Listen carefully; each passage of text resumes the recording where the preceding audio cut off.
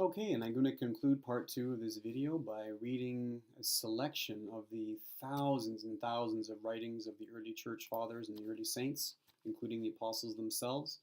And I've produced a merely a selection. This is not all of them. It's be impossible for me to read all of them. This is just a selection of some of the apostolic writings concerning who is the rock of Matthew 16. And as I keep saying, I promise you there was no debate in the early church about who was the rock in Matthew 16. Unfortunately, that's one of several things that Christians argue about today when, for the first 1500 years at least, there was no debate.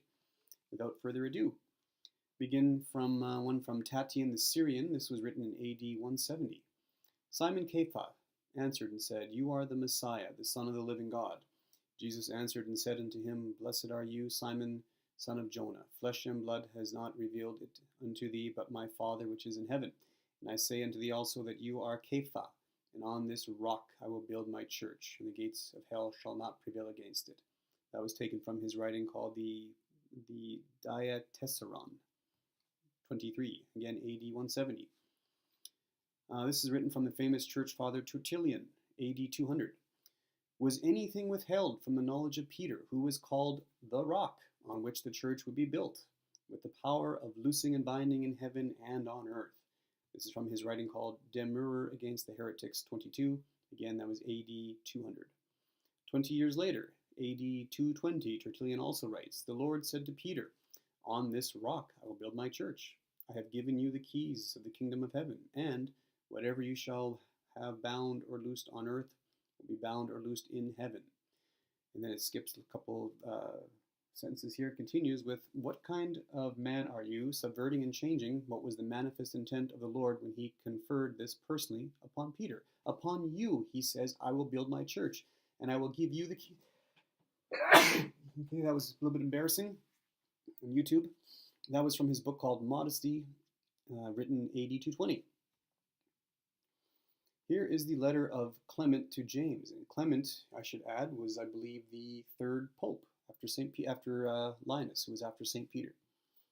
This is the letter of Clement to James. "Be it known to you, my Lord, that Simon Peter, who, for the sake of the true faith and the most sure foundation of his doctrine, was set apart to be the foundation of the church, and for this end was by Jesus himself with his truthful mouth named Peter," which of course, as I said, is Kepha, rock. That was letter to Clement to James 2, AD 221. And my personal favorite, this is from the Clementine Homilies. This is St. Clement, who knew Peter personally. Remember that, Clement knew Peter personally.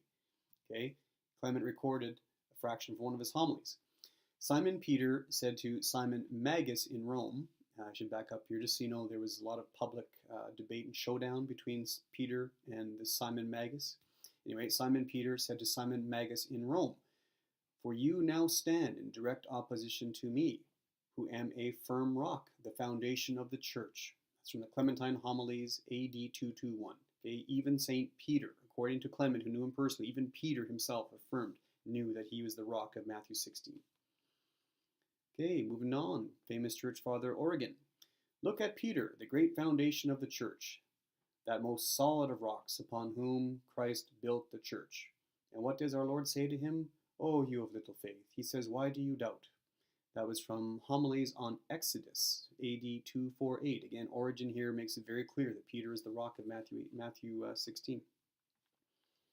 Oh my goodness, then there's Cyprian of Carthage. He wrote way too much here. I'll just read one of his things here. This is from AD 253.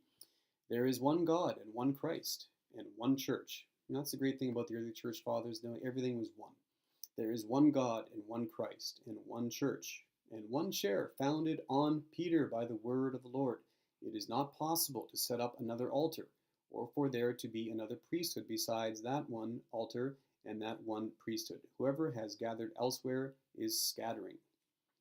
That was from Letters 43, again written 253 AD. Okay, moving right along. This one is from the church father Firmilian. "But what is his error, who does not remain on the foundation of the one church, which was founded upon the rock by Christ?" Notice he says by the rock by Christ, referring to Peter. "Can be learned from this, which Christ said to Peter alone, whatever things You shall bind on earth shall be bound also in heaven. Whatever you loose on earth shall be loosed in heaven.